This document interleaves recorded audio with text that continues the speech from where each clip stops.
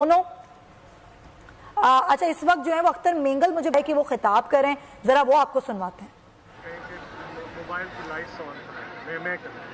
ये सारे लोग अब चूंकि लाइट नहीं है आपके मोबाइल की लाइट्स ऑन करें। हम बाकी का जलसा आपके मोबाइलों की लाइट्स पे करेंगे।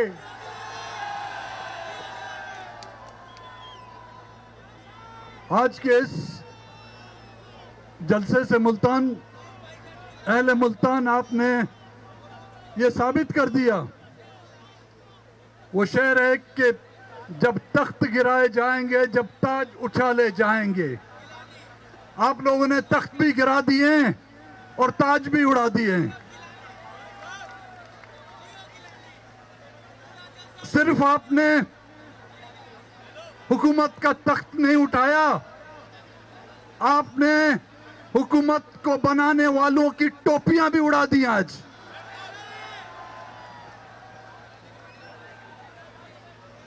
आज जिस अंदाज में आप लोग इकट्ठे हुए हैं और हुकूमत की ये कोशिश रही कि वो जलसा जो एक मैदान में होना था, जो एक ग्राउंड में होना था, अपनी नासमझी, अपनी नाअहली और अपनी कम ज़र्फी की वजह से होना तो ये चाहिए था, उनको ये मलामती मैदान में सुननी पड़ती। लेकिन आज मुल्तान के गली कूचों में और चौराहों पर जो है उनकी मट्टी पलीत हो रही है।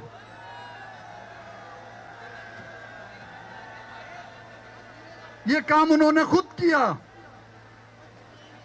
क्योंकि पाकिस्तान डेमोक्रेटिक मूवमेंट में शामिल तमाम जमातें, हमारा एक सियासी बैकग्राउंड है।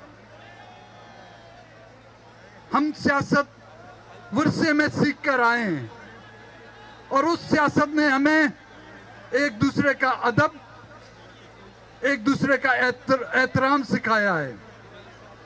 हम उनकी तरह नहीं हैं जो सड़कों पर, रोडों पर या टेलीविजनों पर जो है गालिम गलूच करें। हमारे अकाबरीन ने, हमारे बड़ों ने हमें यह नहीं सिखाया कि हम किसी को गालियां दें, लेकिन किसी ने अगर हमें गाली दी तो गाली का जवाब हम गाली से नहीं देंगे, गाली का जवाब हम चांटे से देंगे।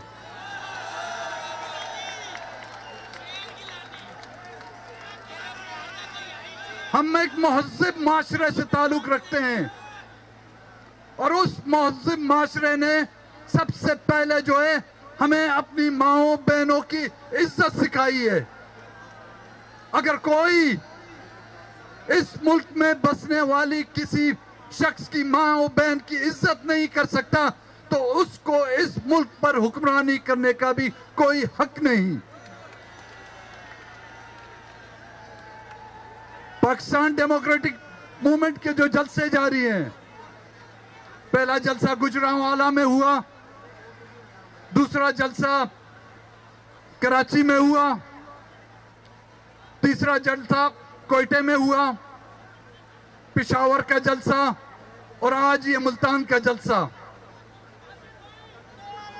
अगर उन हुक्मरानों को लोग नजर नहीं आ रहे कि कितने लोग हैं तो अपनी मोबाइल की लाइटें जलाकर उन अंधों को दिखाएं कि इस मजमे में कितने लोग मौजूद हैं। अपनी उस आवाज से न कि सिर्फ ऐवान को लेकिन उस ऐवान में बिठाने वाले उन सिलेक्टरों को आपको याद दिलाना है कि इस मुल्क में बसने वाली अवाम की हकमियत चाहती है। इस मुल्क में बसने वाले लोग अब एस्टेब्लिशमेंट की जो है तोतों से जो है वो इस मुल्क को चलाने नहीं देंगी। इस मुल्क में अगर हुक्मरानी होगी तो वोट की होगी, इज्जत होगी तो वोट की होगी, अवाम की राय की इज्जत होगी।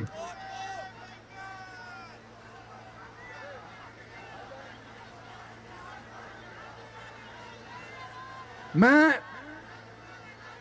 उस पाकिस्तान के उस खित्ते से ताल्लुक है मेरा जिसकी दास्तानें, जिसके किस्से शायद ही आप लोगों ने सुने हों। आज आप लोग देख रहे हैं कि सिर्फ वोट की इज्जत की खातिर आप पर कितना कदोगन लगाया जा रहा है, आपकी आवाज को दबाया जा रहा है।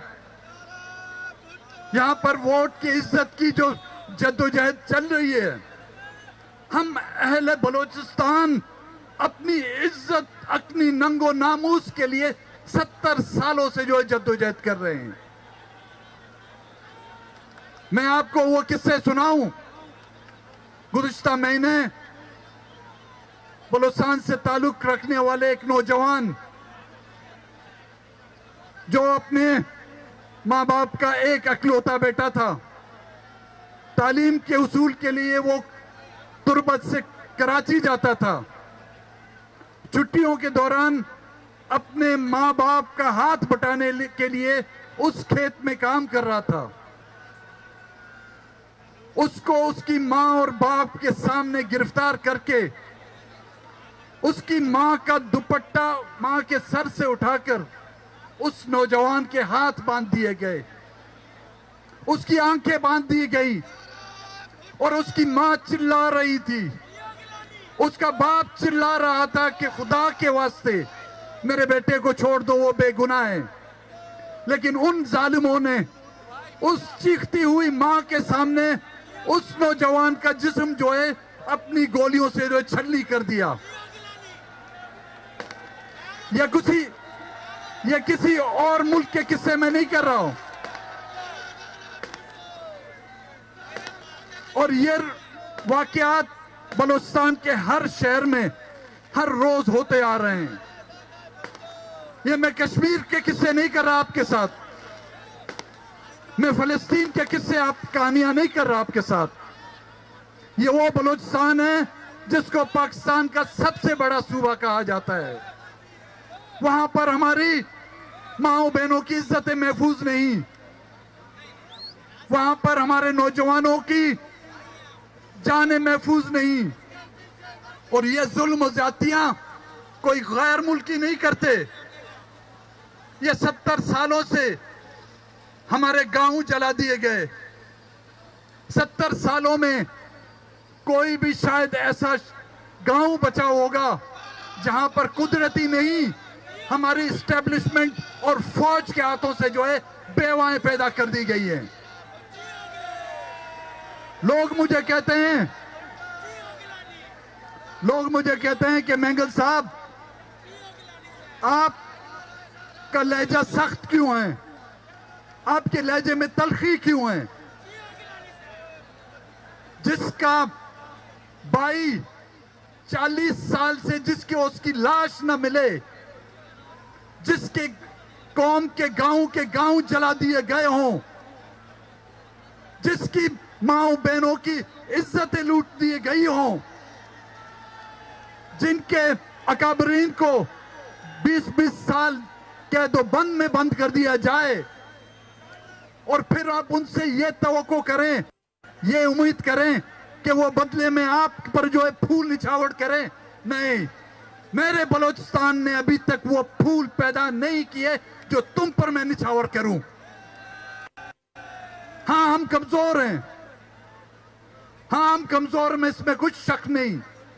आप बहुत ताकतवर हैं, आपकी 8 लाख की फौज है, आपके पास जदीद हथियार हैं, आपके पास मिसाइल हैं, लेकिन मैं और मेरे बलूचिस्तान के पास इज्जत और गैरत है। हमने 70 सालों में अपनी इज्जत और गैरत से आपका मुकाबला किया है और इंशाअल्लाह ताला जब तक के इस मुल्क में उस हकीकी जमहूरियत को हम परवान नहीं चढ़ाते, ये अहले मुल्तान आप वायदा करें, हमें सिर्फ इमरान को नहीं निकालना, हमें उन कुव्वतों को भी सबक दिखाना है कि वो दूसरा कोई छोटू इमरान ना पैदा करें।